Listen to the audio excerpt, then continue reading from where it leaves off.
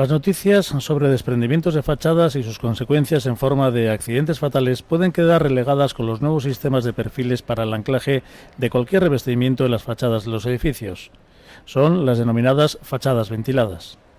Mármoles Zamar, una empresa radicada en Zamudio, ha presentado ante una audiencia mayoritaria de arquitectos y promotores los diversos sistemas existentes en el mercado de la mano de la ingeniería gallega Fachadas del Norte, precursores del sistema Strau y con varias patentes registradas. A día de hoy hay estudios ya hechos por laboratorios externos donde se calcula que el ahorro energético que vamos a obtener está sobre el 35-40% de ahorro energético, que es algo importante, ¿no? Los perfiles de aluminio se fijan directamente al edificio de forma que queda una cámara de aire entre la nueva placa y el propio edificio, lo que evita humedades y aumenta el aislamiento con el consiguiente ahorro energético. Pero cada piedra, por su peso y composición, lleva distintos sistemas de anclaje, para lo que previamente se realiza un estudio.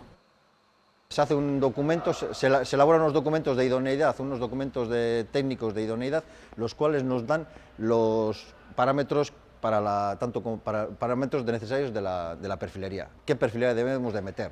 Una vez que tengamos la perfilería, sabemos las dimensiones de la piedra más idónea para esa perfilería que queremos meter. Entonces ya con eso ya se hacen unos cálculos tanto de presión, de viento como de cargas para dar un cálculo y un precio ajustado a lo que se quiere hacer.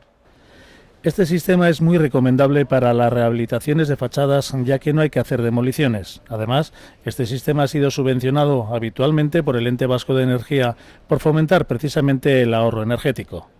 Los arquitectos ven además ventajas con estos sistemas para poder realizar diseños más innovadores. Los sistemas estos de anclajes nos permiten trabajar en tres dimensiones, en tres coordenadas. Entonces, efectivamente, admiten formas,